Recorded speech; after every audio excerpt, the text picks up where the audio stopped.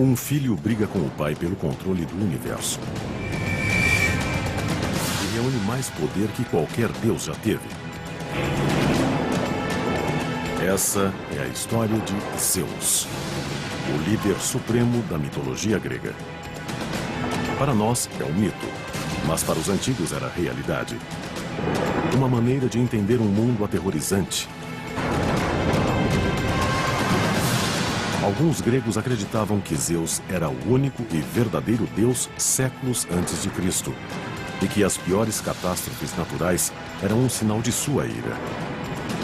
Esse é o mito de Zeus, como foi originalmente contado. E a surpreendente verdade por trás dele. Confronto dos deuses.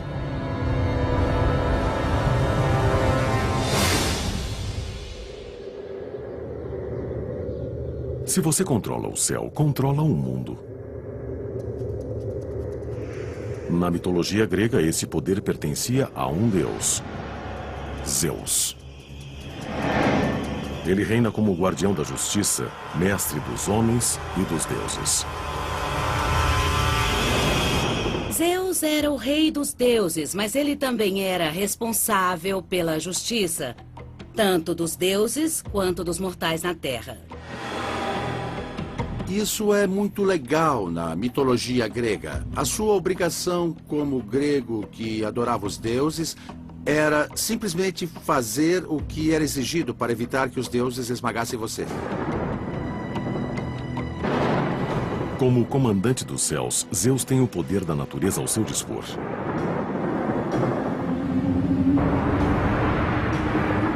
Isso dá a ele a arma mais devastadora de todas. O símbolo mais poderoso de Zeus são os raios.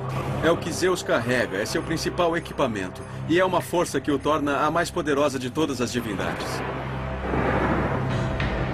Atribuir o raio a Zeus foi uma maneira dos gregos explicarem o inexplicável. Em uma época antes da ciência, a mitologia punha um rosto nas forças que moldavam o mundo. Os gregos usam a mitologia para tentar descobrir por que o mundo e o universo funcionavam dessa maneira. Eles não tinham explicações científicas sobre como o mundo passou a existir, ou por que raios caem aqui e não ali, ou por que agora e não em outro momento. O mundo natural era muito assustador para eles, então eles o associaram ao divino. Eram sintomas do poder dos deuses que eles podiam usar para punir pessoas que não os adorassem adequadamente. O comando de Zeus sobre a natureza o tornou o deus mais temido da Grécia. Mas como ele chegou lá?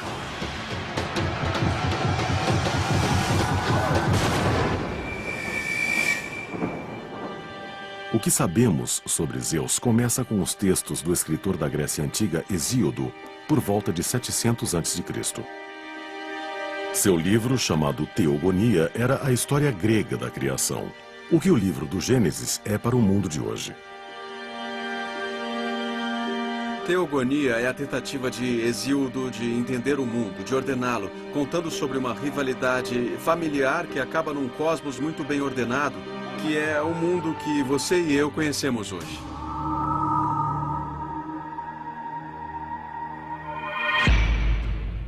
No mito, Zeus não começa como o rei dos deuses. Ele se ergue da obscuridade para desafiar seu pai no controle do universo. Isso não será fácil. Seu pai, Cronos, é o rei dos titãs, os deuses mais poderosos do universo. Os titãs são uma ordem mais antiga de deuses gregos. Eles são bastante grosseiros, não muito inteligentes, também não são muito civilizados. Como líder dos titãs, espera-se que Cronos produza descendentes. Então, ele se une à sua irmã consanguínea e também titã, Reia. O incesto aparece muito na mitologia. Entre os deuses não havia mais ninguém com quem eles pudessem se relacionar, fazer sexo. Então acabavam casando uns com os outros. Há uma ideia aristocrática antiga de que ninguém é melhor para nossa família do que a nossa família. E os deuses gregos pareciam seguir à risca esse princípio. Esses dois irmãos titãs, Cronos e Reia, criam a próxima geração de deuses gregos.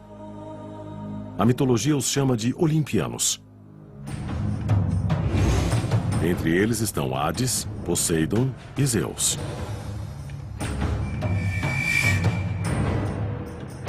Mas eles não herdarão simplesmente a Terra. Eles devem lutar por ela.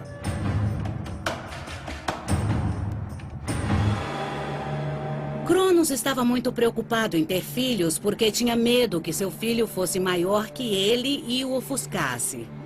O pai teme ser substituído pelo filho. Isso é psicologia humana. Veja Freud. Na verdade, Freud encontrou isso na mitologia clássica. Então, esse medo de perder o poder para a próxima geração era real. Se você tivesse um filho e tivesse algo de valor, em algum momento precisaria ficar de olho em seu filho. Então, a solução dele para esse problema foi engolir vivos todos os filhos. Então, assim que a mulher dava à luz, ele os ingeria. Claro que, já que eles são imortais, os filhos que Cronos engolia não morriam. Eles só ficam presos em sua barriga. Ele tenta controlá-los e impedir que eles vivam no mundo e desenvolvam um poder que possa um dia derrubá-lo. Para os gregos que contavam o mito, esse era um ato espantoso. O canibalismo era deplorável tanto na época quanto é hoje. Vemos os escritores gregos expressando seus medos através da mitologia. Canibalismo, sacrifício eram tabus terríveis. Mas quando você projeta isso nos deuses, eles dão uma segurança para que se explore as consequências do que poderia acontecer.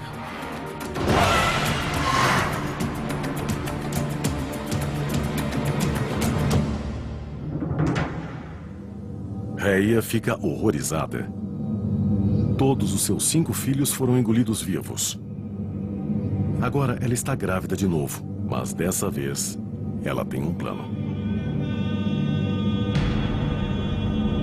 Ela foge e dá à luz um filho em segredo, o futuro rei dos deuses, Zeus.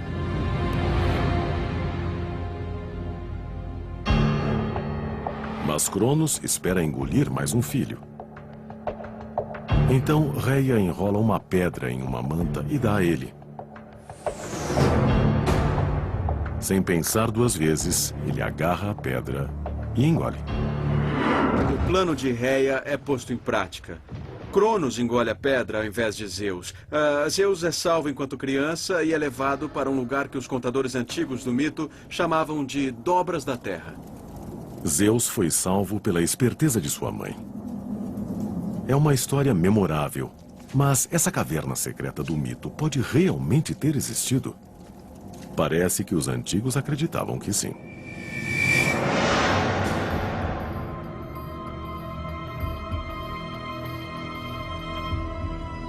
Eles achavam que Zeus havia nascido na ilha de Creta.